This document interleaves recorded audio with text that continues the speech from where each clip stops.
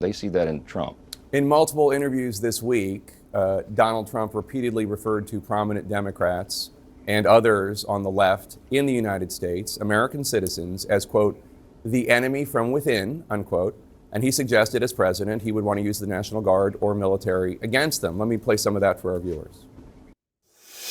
The bigger problem are the people from within. We have some very bad people. We have some sick people, radical left lunatics.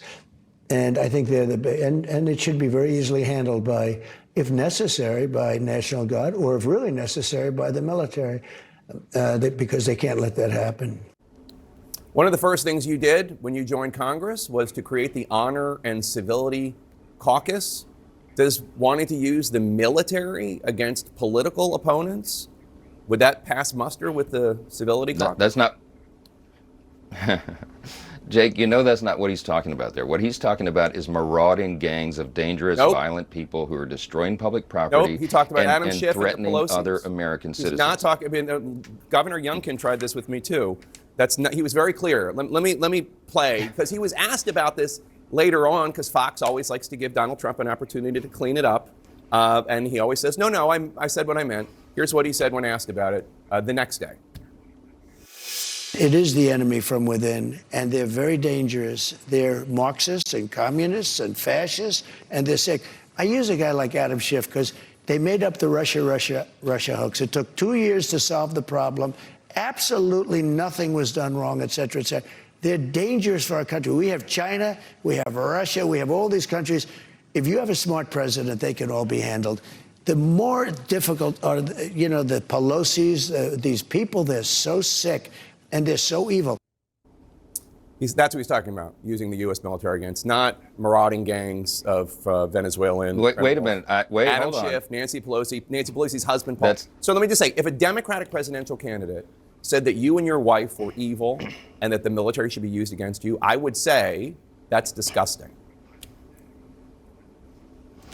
Well, thank you. And some have said that about us because they don't like my politics. I did not hear President Trump in that clip say he's going to sic the military on Adam Schiff. That's not what he's saying. You got two different clips in two different contexts.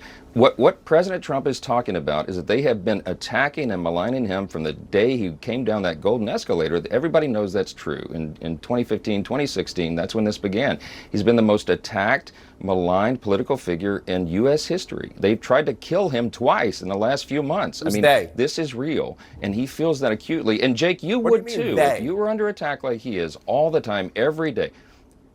I mean Iran, who has assassination attempts out against him. But that's not crazy, dangerous people Adam in the Schiff country who and Nancy Pelosi get on rooftops are not trying and take to assassinate Donald Trump. I mean, there's this conflation of anybody. They're not, Jake. They're not. But the political attacks have been relentless and they be extinguished. He's literally talking about this taking stuff the is over the military top. and using it against Democrats. I mean, he's literally talking. No, he's not. No, yes, he is. No, he's not, Jake. No, he's not.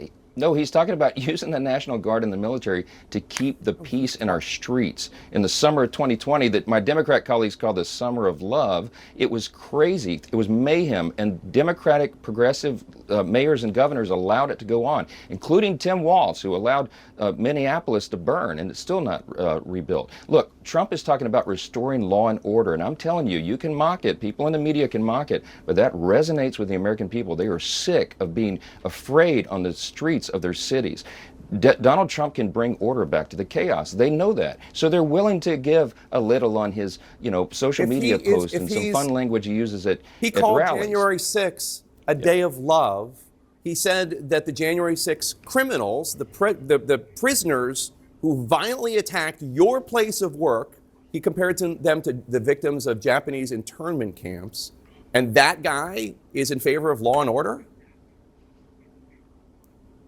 Yes, President Trump had and kept law and order. When he says at the campaign rallies that Except on we January didn't 6th. have hot wars around the globe during his administration.